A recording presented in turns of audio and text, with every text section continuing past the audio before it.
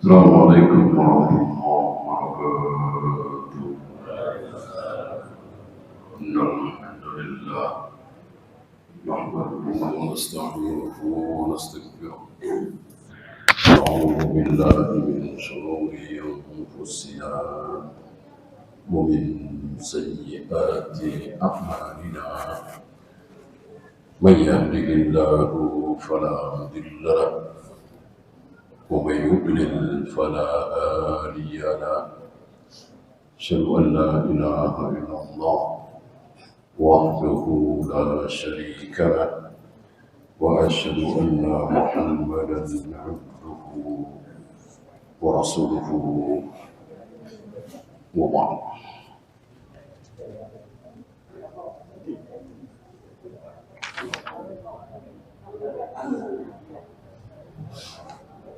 Kita lanjut Malik bin Anas. Malik bin Anas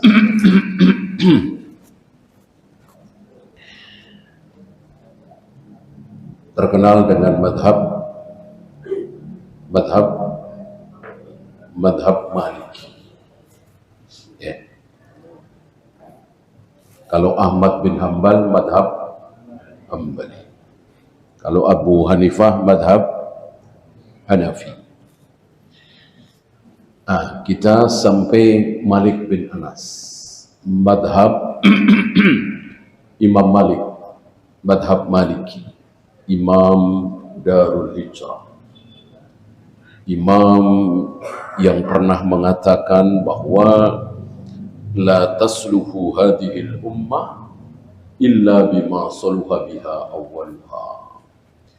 Umat Islam ini tidak akan jaya, tidak akan menang, tidak akan hebat, tidak akan besar. Seperti hari ini kan, umat Islam tidak besar, tidak jaya, tidak menang. Yang ada kalah, terjajah, miskin, terlunta-lunta, dibantai. Nah, kapan umat Islam ini akan jaya? Illa bima saluha biha awwaluha.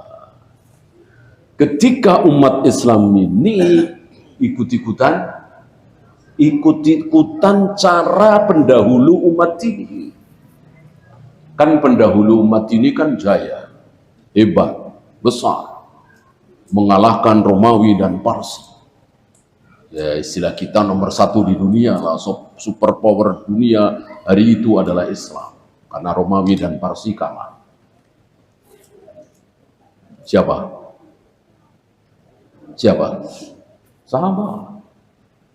Sahabat, kemudian tabi'in, kemudian atba'ut tabi'in. Nah, dengan apa sahabat itu meraih kejayaan? Itu kita contoh, itu kita tiru. Baru bisa. Rupanya cara ini tidak digaungkan oleh para tokoh. Para tokoh Islam justru meneriakkan, kalau Islam ingin jaya, ingin menang, kuasai ekonomi, kuasai teknologi, kuasai informasi. Gitu kan? Yang sering kita dengar dari tokoh. Jarang sekali para tokoh yang mengatakan, kalau umat Islam ingin menang, ikuti para sahabat. Dengan apa para sahabat memperoleh kemenangan? Ekonomi? Jelas bukan. Teknologi? Apalagi. Informasi? Enggak juga. Dengan apa para sahabat memperoleh kemenangan? Dengan taat kepada Allah setaat-taatnya. Apa ketaatan terbesar? Tauhid. Gimana akan menang, gimana akan ditolong oleh Allah? Dukun di mana-mana, keris laris, kuburan keramat didatangin orang. Jimat-jimat pengasihan, pesugihan laris. Gimana mau menang, gimana mau jaya? Kemaksiatan terbesar dilakukan oleh mayoritas kaum muslim. Gitu ya. Ini Imam Malik. Nah, di sini Imam Malik memiliki madhab. Madhab itu apa? Nah, pendapat. Jadi madhab itu cuma pendapat, bukan agama. Kalau agama adalah Al-Quran dan Sunnah berdasarkan pemahaman sahabat. Itu agama, itu dalil. Adapun pendapat, ya namanya juga pendapat.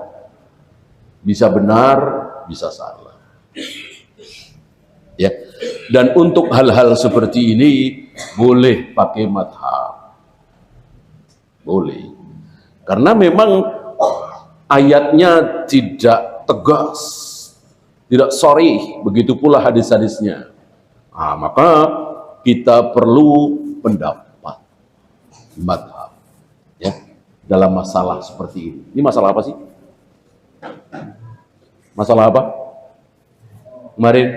Hah? Masalah? Iya, masalah nyanyian. Masalah nyanyian.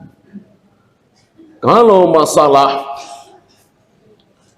haramnya babi, haramnya zina, ya ngapain pakai madhab? Ya. Melewati mikot harus sudah memakai pakaian yang haram. Perlukah madhab? Ya nggak perlu, sudah jelas Rasul dan para sahabat itu belum pernah memakai pakaian, tidak memakai pakaian ihram ketika melewati mikot. Yang sudah jelas dalilnya jangan pakai madhab. Gitu. Kan ada itu. Kalau laki-laki kan disuruh menundukkan pandangan terhadap wanita. Kalau wanita disuruh menundukkan pandangan apa tidak? Terhadap ketampanan laki-laki misalnya. Nah, kalau menurut madhab Hanafi harus nunduk. Kalau menurut madhab Syafi'i nggak nunduk nggak apa-apa karena begini-begini. Perlukah? Ya ngapain pakai madhab? Lihat surat An-Nur. Ya, wa kullil mu'minati yaghdudna min absarihinna. Muhammad, katakan kepada wanita-wanita yang beriman, suruh mereka menundukkan pandang. Ngapain pakai madhab Syafi'i, Hambali, Maliki? Orang udah jelas ayatnya. Ini masih buang-buang waktu. Menurut Syafi'i bagaimana? Menurut Hanafi bagaimana? Buang-buang waktu, ayatnya sudah jelas. Menurut Syafi'i, perempuan itu kalau safar harus dengan mahram. Kalau Maliki nggak perlu. Kalau Hambali bagaimana? Ngapain? Sabda Nabi sudah jelas. La tahillu li imra'atin tu'minu billahi wal yaumil akhir. Tidak halal bagi seorang wanita, tidak halal. Bagi seorang wanita tidak halal berarti haram. Haram bagi seorang wanita yang mengaku beriman pada Allah dan hari akhir antusafira salasata layalin, bersafar 3 hari 3 malam, wa fi riwayatin 2 hari 2 malam, wa fi riwayatin 1 hari 1 malam, wa laisa ma'ahadu mahramin, tanpa seorang mahram. Jelas apa tidak ini sabda Nabi?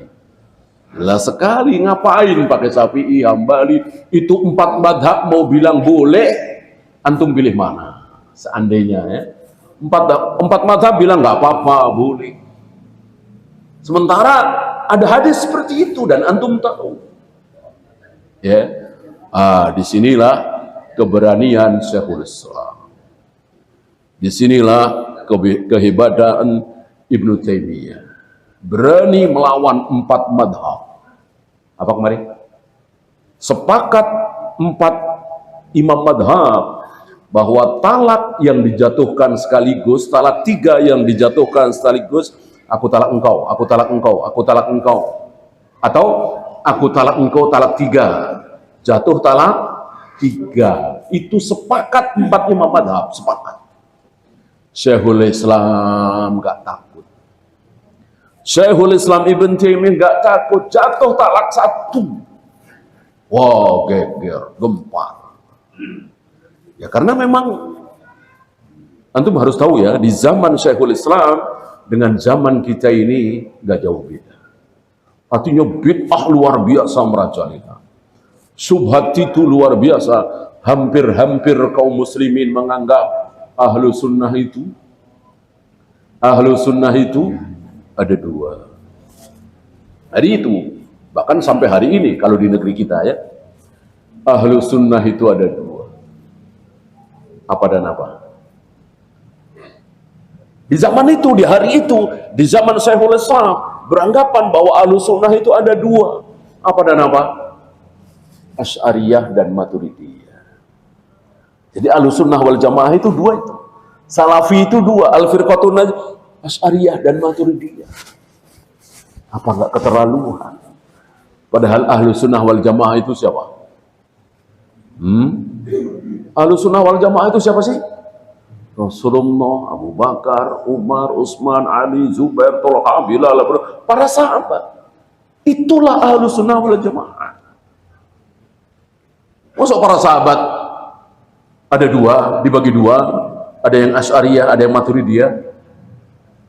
Para sahabat Rasul dan para sahabat nggak kenal siapa itu Asy'ari, siapa itu Abu Mansur al-Maturidi, siapa Abu Hasan Asy'ari. Rasul dan para sahabat nggak kenal, belum ada. Dan Nabi juga tidak mendubuatkan ya tentang Asy'ariyah dan Maturidiyah. Yang didubuatkan oleh Nabi itu Khawarij, Qadariyah, gitu.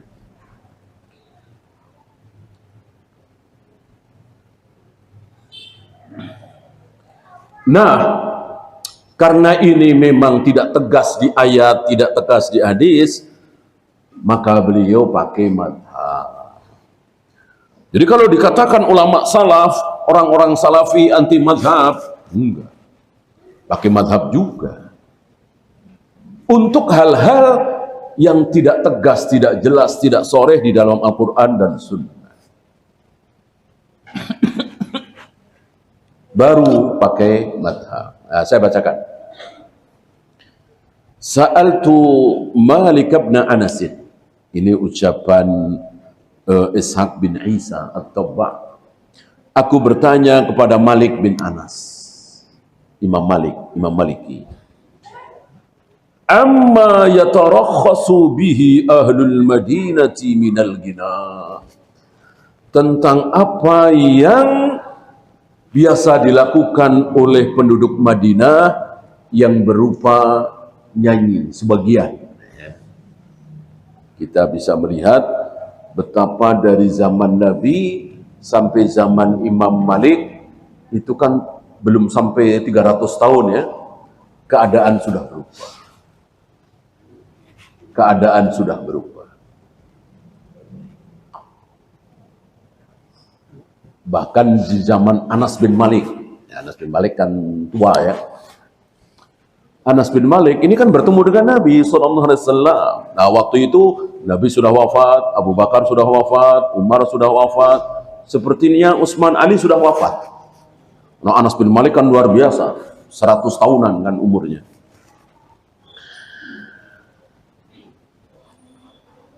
Anas pernah mengatakan, antum ta'maluna a'mal. Kalian hari ini melakukan perbuatan-perbuatan, maksudnya perbuatan yang tidak baik. Ya. Di mata kalian itu adaku minasya'ar. Lebih halus, lebih ringan dari rambut. Ya, buruk sih, tapi nggak apa-apa sih, ya cuman sehelai rambut gitu. Kalau toh dosa-dosa kecil, kunna na'udduha 'inda Rasulillah sallallahu alaihi wasallam minal mubiqat. Tapi dulu di zaman kami bersama Nabi, hal-hal seperti itu termasuk mubiqat. Apa mubiqat? Membikin binasa, membinasakan. Maka ada hadis, ittaqu sab'an mubiqat. Jauhi oleh kalian 7 dosa yang membinasakan. Apa? Masih ingat? Syirik, sihir, membunuh, zina, lari dari peperangan, 7. Itu mubiqat, membinasakan. Nah, dulu di zaman kami bersama Nabi, melihat apa yang kalian lakukan itu mubiqat. Tapi sekarang kalian melakukan remeh sekali. Itu zaman Anas bin Malik, zaman sahabat. Ya, beliau kan sahabat. Bagaimana hari ini? Bagaimana seandainya Anas bin Malik hidup hari ini? Apa kata beliau? Di zaman hari itu kan masih zaman salaf. Masih belum muncul atba'ut tabi'in, ya kan? Itu pun sudah berubah.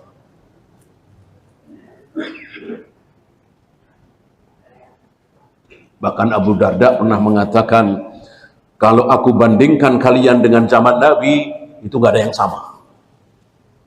Nggak ada yang sama, kecuali satu, masih sholat. Cuman sholatnya doang. Sholatnya sama, maksudnya intinya ya, subuh 2 rakaat, maghrib 3 rakaat, dan seterusnya. Yang lainnya nggak ada yang sama. Ini sigot mubarak laga menunjukkan betapa dari zaman Nabi itu cepat sekali membunuh. Cepat sekali membunuh. Kecuali ketika 3 manusia ini masih hidup. Ketika 3 manusia ini masih hidup, belum ada bid'ah, belum ada syubhat, belum ada aliran sesat.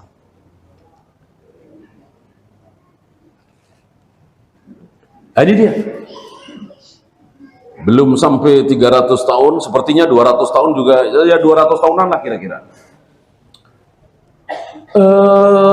Penduduk Madinah melakukan sesuatu yang mereka anggap biasa, ghina, bernyanyi. Nah, makanya ditanya, bagaimana menurut Anda? Dijawab, innama yaf'aluhu al-fussaq. Yang melakukan hal tersebut adalah orang-orang fasik. Orang-orang fasik. Ini di zaman Imam Malik. Bagaimana hari ini? Bahkan hari ini dengan 20 tahun yang lalu, dengan 30 tahun yang lalu saja, sudah berbeda jauh. Sudah berbeda jauh, luar biasa. Kesesatan itu luar biasa. 20 tahun yang lalu sepertinya belum ada orang yang mengaku bisa bicara dengan smooth, ya kan? Belum ada kan 20 tahun yang lalu di negeri kita. Belum ada orang yang mengaku besok sholat idnya besok saya sudah menelpon Allah. Belum ada kan 20 tahun yang lalu. Sekarang ada, ya kan? Apa itu? Laki perempuan sholat berjejer, ya, dan seterusnya, rusak. Kita tidak tahu 10 tahun lagi, 20 tahun lagi, 30 tahun lagi kayak apa.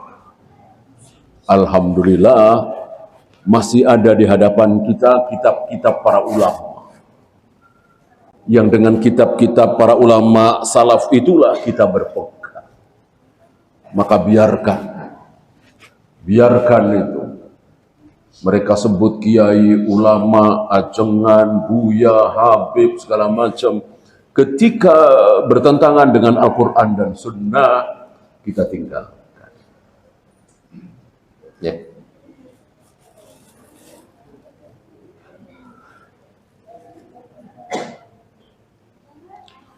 Wa amma Malik bin Anas, ini ucapan Abu Thayyib At-Tabari. Adapun Malik bin Anas, adapun Imam Malik, fa innahu naha 'anil ghina wa an istima'ihi. Beliau melarang mendengarkan nyanyian-nyanyian dan melarang pula nyanyian itu. Nyanyiannya jangan, mendengarkannya juga jangan. Ini belum musik ya, ini masih nyanyian.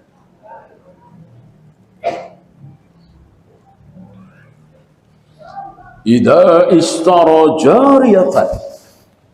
Kemudian beliau melanjutkan fatwanya, jika ada orang yang membeli jariyah. Apa jariyah? Budak perempuan. Ya. Budak perempuan. Fawajadaha mughanniyatan, dan ternyata budak itu suka nyanyi, penyanyi. Karena di hari itu yang nyanyi adalah perempuan. Jadi yang suka nyanyi-nyanyi itu perempuan. Hari ini bukan cuman perempuan, laki-laki juga bernyanyi. Kalau hari itu perempuan, maka sebutkan di sini jariyatan. Apabila seseorang membeli budak perempuan, fawajadaha mughanniyatan, dan ternyata budak perempuan itu suka nyanyi, penyanyi, kana lahu radduha bil ain, maka dia berhak untuk mengembalikannya dengan alasan ain, cacat. Ya. Antum ingat jual beli itu ada apa? Di dalam jual beli ada apa? Ada khiyar. Ada khiyar. Al-bai'ani bil khiyar ma lam yatafarraqu. Bahwa jual beli itu harus ada khiyar. Apa khiyar? Memilih satu di antara dua. Mau melanjutkan akad jual beli atau membatalkan. Itu namanya khiyar. Walaupun uang sudah kita serahkan, barang sudah kita ambil. Ya. Uang 2 juta sudah kita serahkan, handphone sudah kita pegang, kita main-mainin, ya. Tapi kita masih ada di situ. 10 menit, 15 menit, setengah jam, bahkan 1 jam, tapi kita masih ada di situ. Tiba-tiba kita berubah pikiran. Maaf Pak, saya berubah pikiran. Saya nggak mau beli. Bolehkah? Boleh. Itu namanya khiyar majlis. Khiyar majlis. Selagi masih di majlis, selagi belum berpisah, maka baik penjual atau pembeli berhak membatalkan tanpa harus ditanya alasan. Ya namanya orang kan bisa saja berubah pikiran, ya kan? Boleh. Atau penjualnya, bukan cuma pembeli yang berhak khiyar, penjual juga berhak. Maaf Pak, setelah saya pikir-pikir saya nggak mau jual. Maka harus diberikan. Gitu. Maka kalau antum beli barang murah banget, jauh di bawah pasaran, ya kalau nggak mau dikhiyar, antum cepat-cepat pergi.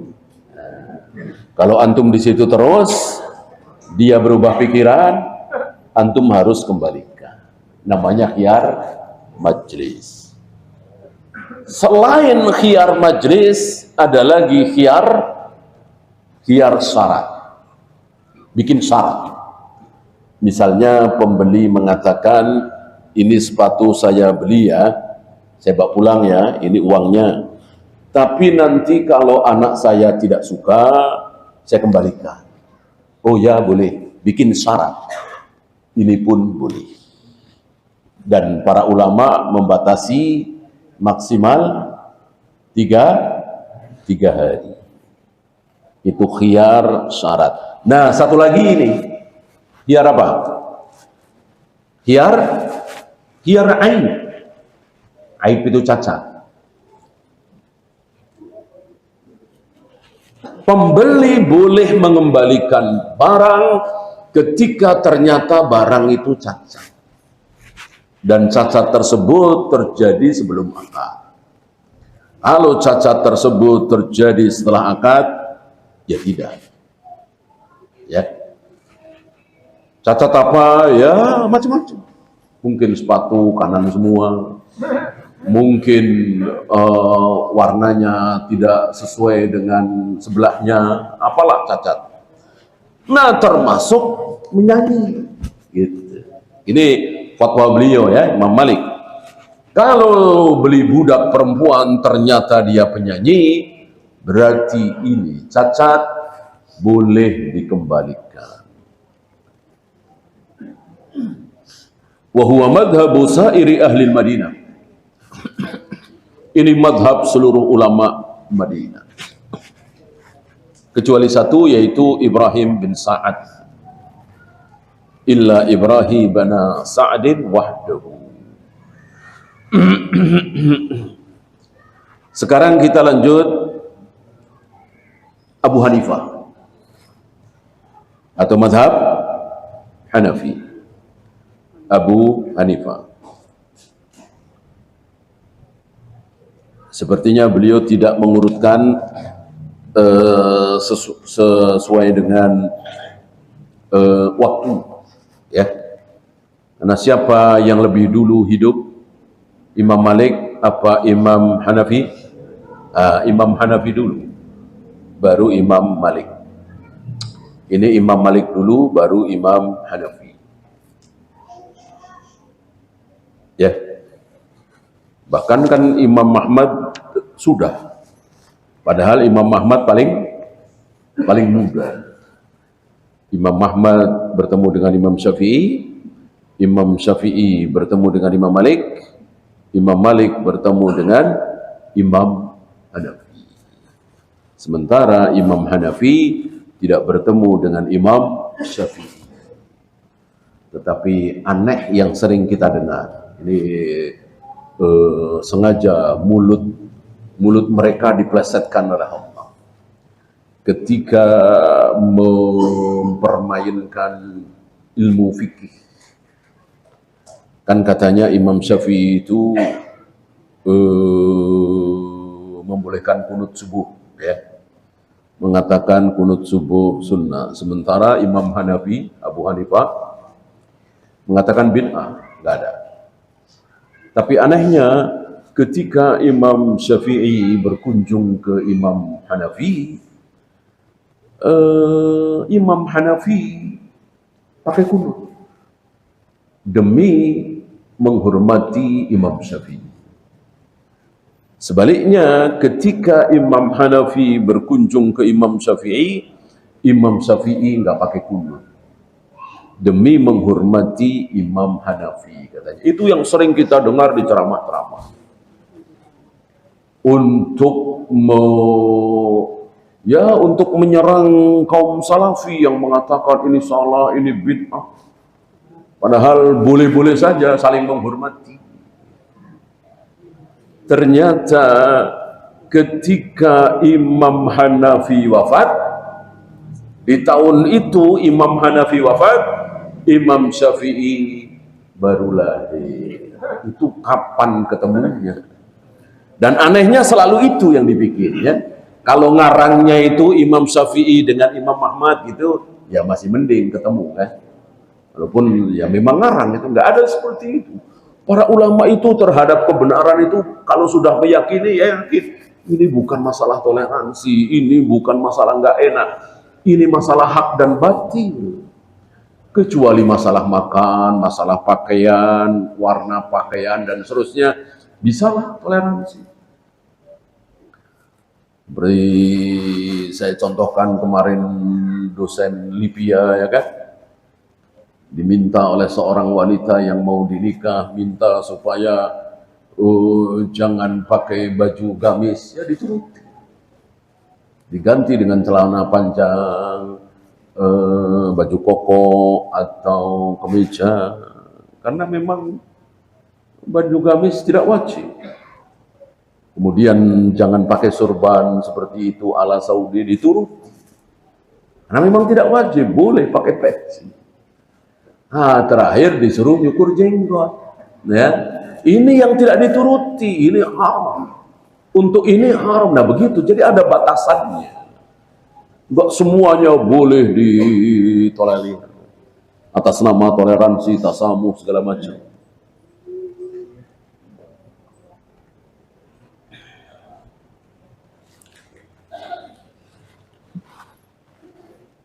Kana Abu Hanifah yakrahul ghina. Ini ucapan Abu Thayyib At-Tabari. Abu Hanifah, Imam Hanafi sangat tidak menyukai nyanyian itu.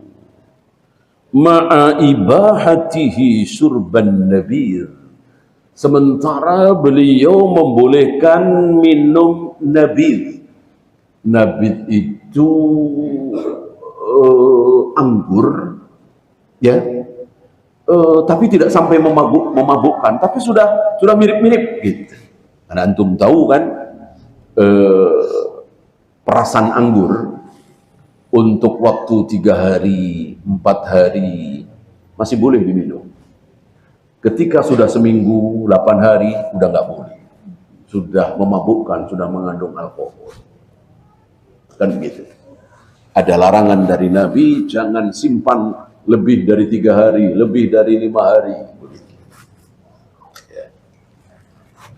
Nah, Nabi yang mirip-mirip khamr tapi belum sampai memabukkan itu boleh diminum. Kata Abu Hanifah, adapun nyanyian jangan. Ya. Wa yaj'alu sima'al ghina'i minadh-dhunub. Dan beliau menjadikan mendengar nyanyian itu termasuk dari dzunub. Apa dzunub? Dan dosa. Ya. Wa kadzalika madhhabu sairi ahli al-Kufah. Begitu pula madhab seluruh ulama-ulama Kufah.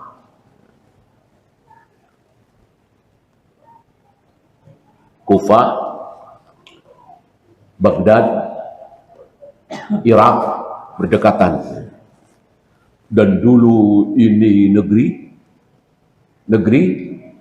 sunnah. Sebagaimana Mesir, dulu negeri sunnah. Ya. Syam yang meliputi Palestina, Urdun, Yordan, Lebanon, Syria. Ini Syam sama negeri sunnah. Berbeda dengan hari. Bahkan Yaman dulu negeri sunnah.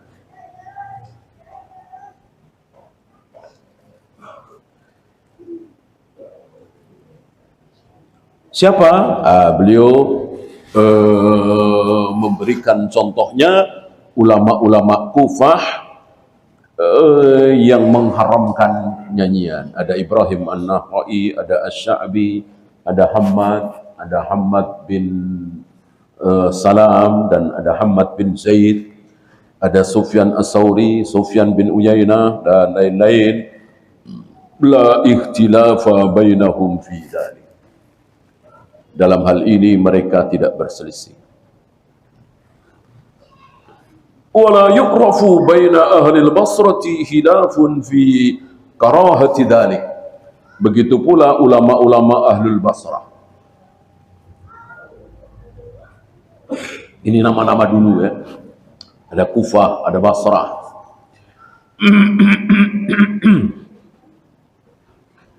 Ada Syam.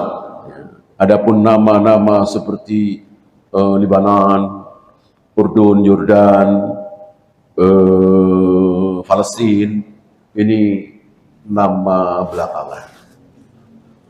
Bukan nama-nama di zaman Rasul dan para sahabat.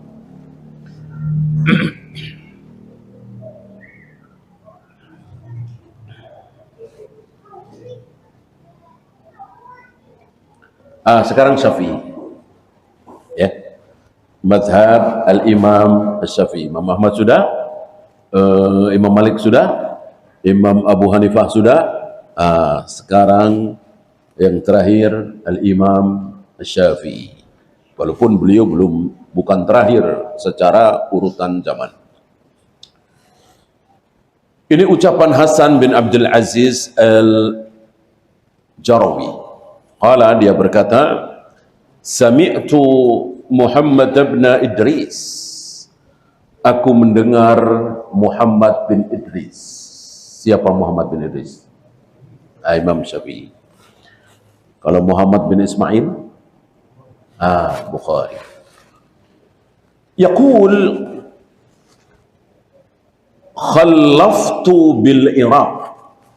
Kata Imam Syafi'i, Muhammad bin Idris, aku meninggalkan Irak.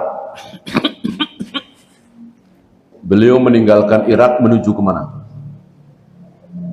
Beliau meninggalkan Irak menuju kemana? Mesir. Oleh karena itu beliau terkenal dengan qaulul qadim, qaulul jadid. Pendapat-pendapat Imam Syafi'i yang lama dan pendapat-pendapat Imam Syafi'i yang baru.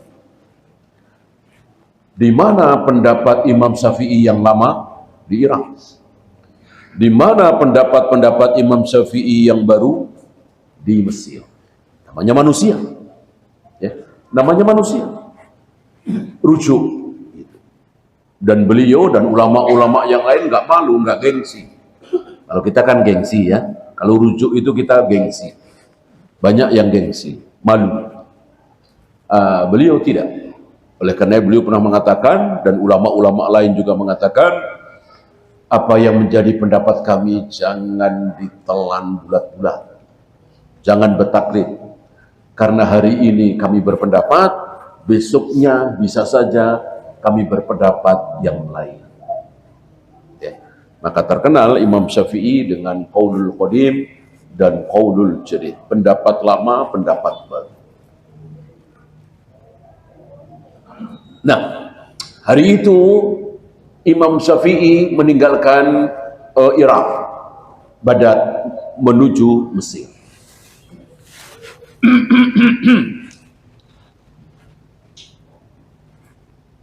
Beliau mengatakan, terkenal ditulis oleh beliau dan dibaca, didengar oleh orang-orang Mesir. Khallaftu bil Iraq, aku meninggalkan Irak. Syai'an ahdatsathu az-zanadiqah. Aku tinggalkan Irak, di situ ada sesuatu yang dibikin-bikin oleh orang zindiq. Jadi sudah mulai kelihatan orang-orang zindiq membikin, ini bukan pezina ya, bukan penjudi, bukan pelacur, bukan pencuri, bukan. Yang atas nama agama. Yusammunahu at-taghbir. Kemarin kita bahas takbir. Apa? Memuji Allah, memuji Rasulullah, memuji surga neraka. Bagus kan? Mencela dunia, tapi dengan syair-syair, nyanyian-nyanyian. Hari ini luar biasa.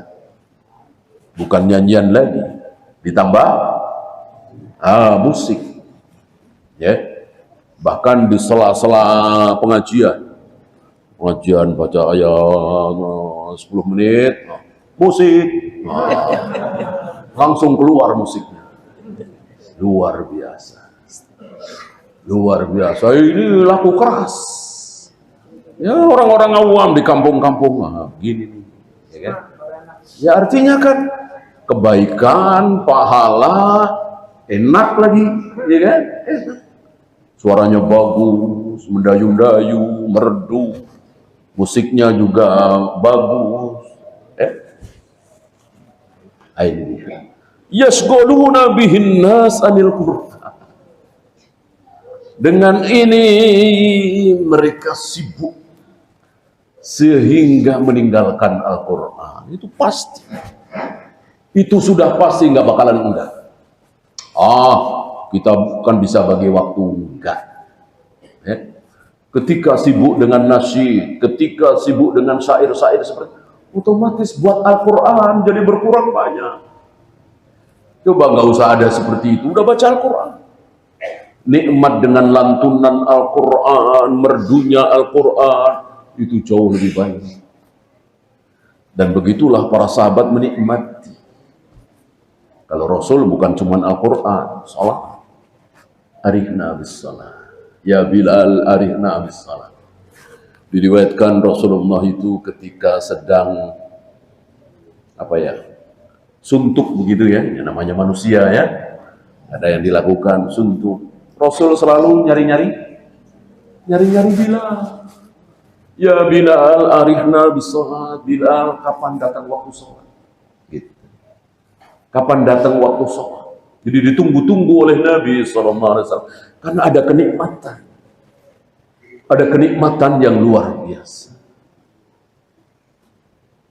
Nah, kita tidak. Kita sudah dihabiskan kenikmatan kita dengan nyanyian, dengan gitar, dengan piano, dengan ini, itu. Akhirnya mendengar ayat Al-Quran sudah tidak nikmat lagi.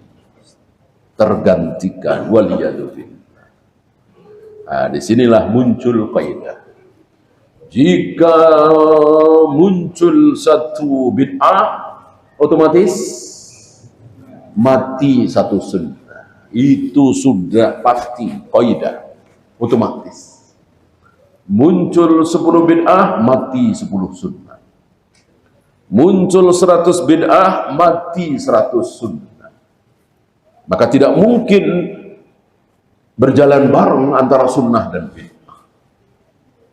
Dan mestinya orang-orangnya juga tidak boleh berjalan bareng. Maka sepanjang zaman tidak ada ahlu sunnah akrab dengan ahlul bid'ah. Tidak ada. Ya. Ahlu sunnah dengan ahlu sunnah, ahlu bid'ah dengan ahlu bid'ah. Sebagaimana sesama muslim akrab dengan sesama muslim, yang kafir akrab dengan kafir. Kecuali urusan dunia.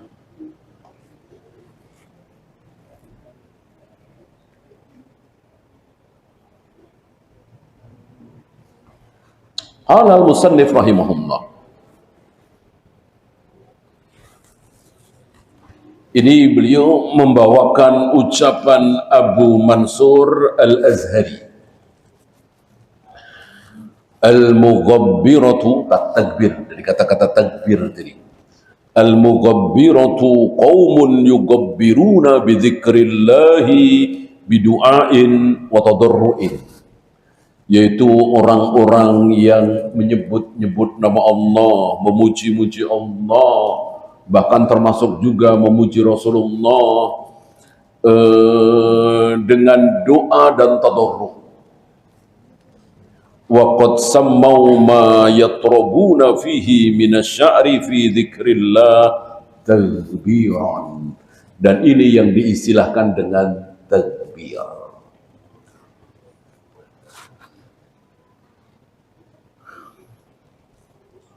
Wa ka'annahum idza syahaduha bil alhan taribu wa raqasu fasummu mughabbiratan li hadzal ma'na. Ketika itu dinyanyikan dengan nada-nada tertentu, indah, merdu, bagus, lalu apa? Ada tarian. Ada tarian menari. Ini dahsyatnya bid'ah. Terus ditambah. Dan mereka menganggap ini sebuah kebaikan. Mungkin antum pernah dengar belum lama, mungkin 2 tahun atau 3 tahun di Masjid Asaf Emrat, gitu. Ada yang menari di situ. Tidak malu gitu, atas nama agama.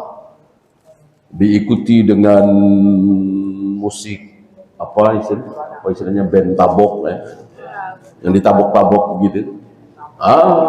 Ada nyanyian muter-muter pakai peci tinggi. Ya. Subhat sampai itu, dan mereka menganggap ini sebuah kebaikan dilakukan di dalam masjid. Inilah subhat, inilah bid'ah.